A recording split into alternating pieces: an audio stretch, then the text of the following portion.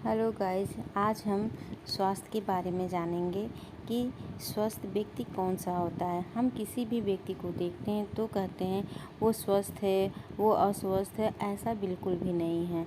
हमारा जो शरीर है वो वात, पित्त, कफ तीनों से मिलकर बना है।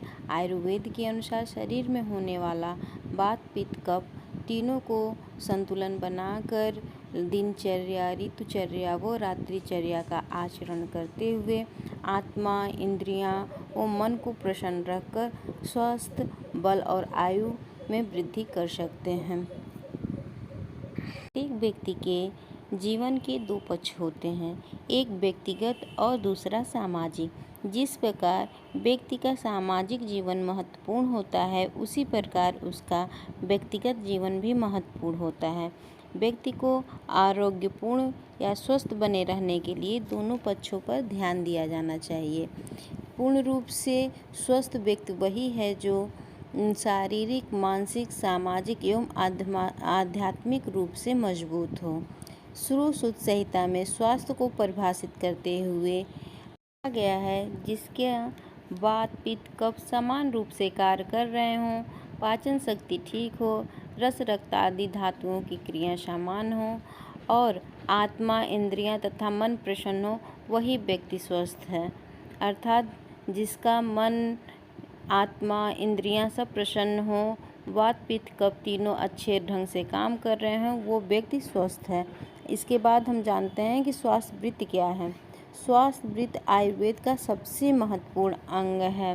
मनुष्य को स्वस्थ रहने के लिए स्वास्थ्य वृत्त का पालन अवश्य करना चाहिए। स्वास्थ्य वृत्त का अपालन करने से शरीर में शारीरिक तथा मानसिक विकार उत्पन्न होते रहते हैं। अर्थात स्वास्थ्य वृत्त उसे कहते हैं जैसे नित्य सोकर उठने के बाद जो कर्म करना चाहिए उसे ही स्वास्थ्य वृत्त कहते हैं। स्वास्थ्य वृत्त पालन से रोगों को दूर रखते हुए आरोग्यपूर्वक जीवन यापन किया जा सकता है। पृथ्वी पर कोई भी प्राणी अमर होकर नहीं उत्पन्न होता, अतः मृत्यु सबको मिलना है, परंतु हम अपने रोगों को दूर कर सकते हैं। पृथ्वी पर कोई भी प्राणी अमर होकर नहीं उत्पन्न होता, अतः मृत्यु से किसी को छुटकारा नहीं मिल सकता। फिर भी हम अपने रोगों को दूर करके निरोगी जीवन जी सकते हैं। इसी उद्देश्य से आयुर्वेद ने स्वास्थ्य वृत्ति का प्रयोग किया। इस पर बल देने हेतु चरक संहिता ने कहा कि संसार में सब कुछ छोड़कर स्वयं शरीर का पालन करना चाहिए, क्योंकि शरीर ही स्वर्ग, सुख, दुख के भोगों का माध्यम है।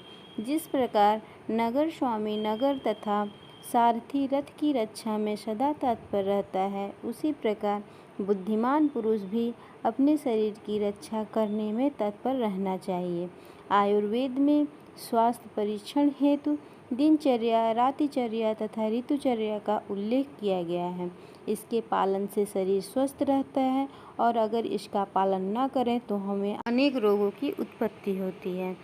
तो आयुर्वेद में वात, पित्त, कफ इन त्रिदोषों को नियंत्रित करके स्वस्थ वृत्ति का पालन करके हम अपने शरीर को स्वस्थ और सुंदर बना सकते हैं। तो हमें इन नियमों का पालन करना चाहिए, अपने शरीर को स्वस्थ रखना चाहिए, सुंदर जीवन यापन करना चाहिए।